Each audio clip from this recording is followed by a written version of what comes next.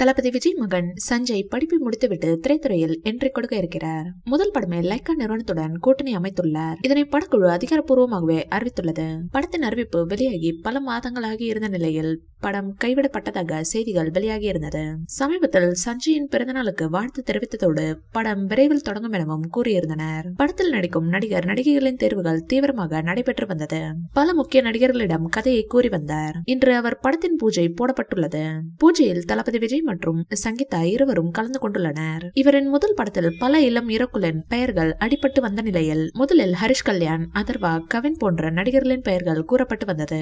அதன் பிறகு த்ருவ் விக்ரம் நடிப்பதாகவும் சொல்லப்பட்டது. தற்போது சந்தீப் நடிக்க இருப்பதை திரைத்துறை வட்டாரங்கள் கூறி வருகின்றன. சஞ்சயின் முதல் படத்தின் ஷூட்டிங் பூஜையுடன் தொடங்க இருக்கிறார்கள். அடுத்த மாதம் இந்த படத்தின் ஷூட்டிங் ஆரம்பிக்க இருப்பதாக கூறப்படுகின்றது. ஆரம்பகட்ட பணிகளை முடிக்க இருக்கிறார்கள். படத்தின் அறிவிப்பு டீசர் விரைவில் வெளியிட திட்டமிட்டுள்ளனர். அதற்கான வேலைகளும் நடைபெற்று வருகிறதாம். படத்தின் பூஜையில் குடும்பத்தினர் கலந்து கொள்ள இருப்பதாக கூறப்படுகிறது. தளபதி விஜயும் இந்த படத்தின் பூஜையில் கலந்து கொள்ள அதிக வாய்ப்பு இருப்பதாக கூறப்படுகின்றது. மனைவி சங்கீதாவுடன் கலந்து கொள்ள அதிக வாய்ப்பு இருப்பதாக கூறப்படுகிறது.